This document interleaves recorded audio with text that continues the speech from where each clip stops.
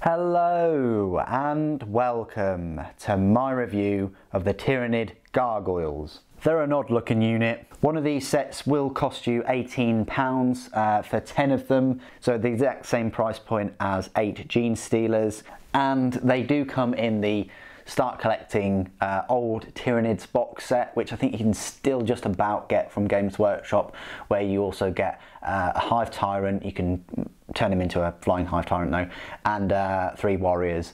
So that box set does save you money anyway, so if you didn't have any gargoyles, it's nice that you get, you know, the £18 sort of set in there, because the Hive Tyrant and the warriors are about £60 in total, so you're pretty much getting these for free. Or you could look at, say, you'd be getting the Hive Tyrant for free, or the warriors for free.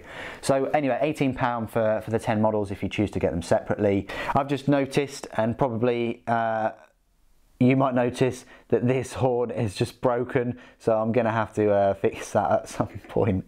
Oh dear.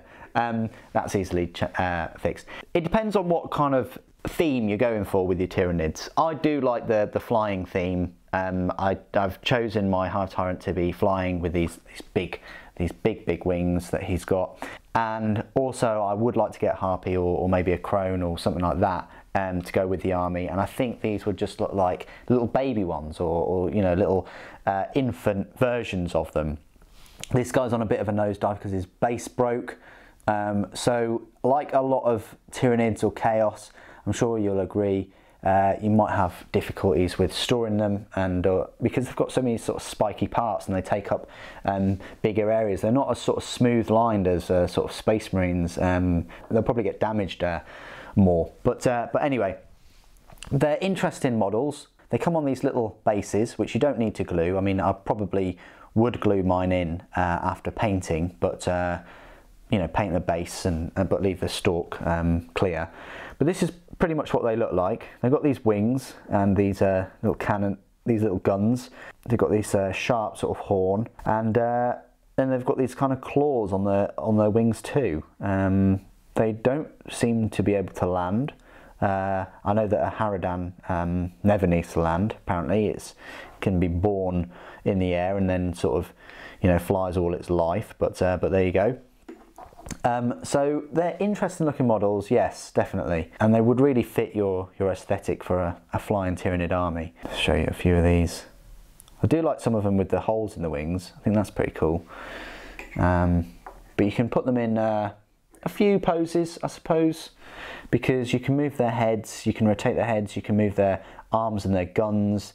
The wings are only in sort of one pose. You either get them like this, like these ones, or facing forward, or the middle one. So it sort of looks like you get 3 sort of ways to sort of pose them. But I would love it if Games Workshop updated these models too, gave them more weapon options, inputted that into the rules somehow, gave you different heads. That would be great, because you do get some with their tongues out. Well, pretty much all of them have their tongues out. You know, maybe have some different glands on the back or something like that. But there you go. That is the Gargoyles. I'll do some size comparisons, compare them to a Gene Stealer, which is a troop choice. There you go. Hopefully that helps. They have sort of, I want to say more mass, just because of the wings really. The wings just make them look larger than like a Gene Stealer or another model. Compared to a warrior, which the kit also comes with, they're a bit smaller, but again, they do look like they've got quite a big surface area with those wings. And then of course, next to a Hive Tyrant or Flyrant, they're absolutely dwarfed. I can't really show you a size comparison with the Hive Crone because I haven't got one yet, but if and when I do get one, I'll definitely put these in that review. So there you go, that is the size of those compared to some models, and then also with a little Space Marine, just for size comparisons. Sort of, yeah, a bigger model than a Space Marine overall. So there you go. Hope that helps. Okay then, so this is my part of the review where I go into all the rules for them. Because it's an older set, I don't think you get the rules in the instruction book, so I'm going to go straight into the rules in the codex. Now they are a fast attack choice, their power level is only 3 and it contains 10 gargoyles. Good, so you get 10 in the set and the unit actually has 10. You can have an additional 10, you can also have an additional 20, so you can have 30 of these flying monkeys zipping about and causing havoc. Their points, they're 6 points a model, so if you have 10, like I do have there, that's 60 points. They're armed with flesh borers and blinding venom. Blinding venom is free and flesh borers are also free. So they are going to be 60 points just for those 10. So that's great. It's a nice base amount of points just for that unit. I don't know whether I'd have 10 though, I'll probably have 20 because they're not very survivable. And we'll look at that in a moment after I've read the stat line. So their movement is 12 inches, so they're pretty fast. You know, they're 4 inches faster than a Gene Stealer. Zipping about. Their weapon skill and ballistic skill, it's not too bad, it's 4+ for both of those. Their strength though is only 3 and their toughness is only 3. They've only got 1 wound, only 1 attack. Their leadership is horrific, it's really poor, it's a 5.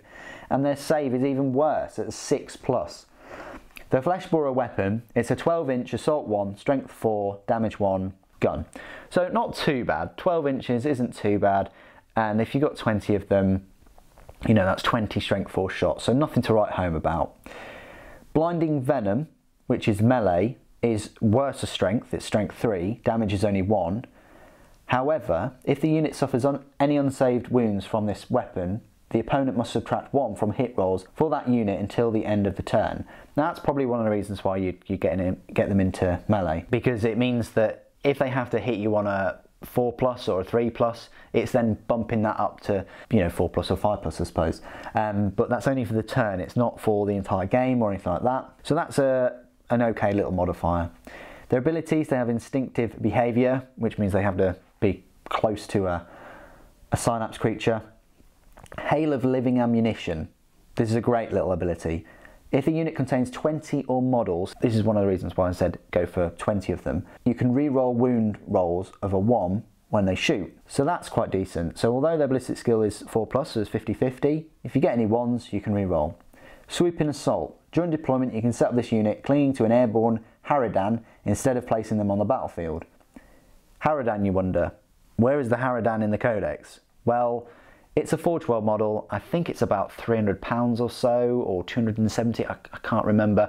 But it's a big resin flyer model for the Tyranids. It's interesting that it mentions it in here actually. But basically, at the end of any of your movement phases, the unit can swoop down from above and set them anywhere on the battlefield that is more than 9 inches away from enemy models. So I don't think it specifically says that you need to purchase and own a Harridan to make use of that. It just uses that as an example of where they're coming from. And Harridans, remember, they can fly in the void of space as easily as in orbit, which is very strange as well for a living organism to be able to do that. But either way, you can basically deep strike them in within 9 inches of enemy models, which is great because obviously their shots are 12 inches, so you get 20 of them, you need 20 shots and re-roll rolls of a 1. So are they a good unit? Well, from what I can read, they're more of a harassing unit. They don't fulfill a specific purpose in that they are fast at 12-inch movement. Their ballistic skills and weapon skills are okay, but everything else is quite poor. They can pump out some shots, but not, you know, 2 shots each or anything like that. And that's reflected in their points too, you know, 60 points for 10 of them. That's 10 shots that another unit may choose to fire upon them, but they are affected by that instinctive behaviour. They're great for a theme army where you've got lots of flying creatures and things, but I can't see a really obvious reason to take them in your Tyranid force, other than you're going for that theme look. They're not particularly good in close combat, they're not particularly good at shooting. Deep striking's okay, but I just don't think they're survivable, and I don't think they're a big target for your enemy. If I was faced against these, I don't think they wouldn't be high up on my priority to take out. Probably a Carnifex would, or a Trigon if it's up out of the surface. Even the Hive Tyrant. It would be nice if they had incorporated these gargoyles with the Flying Hive Tyrant. Say you had 20 of them.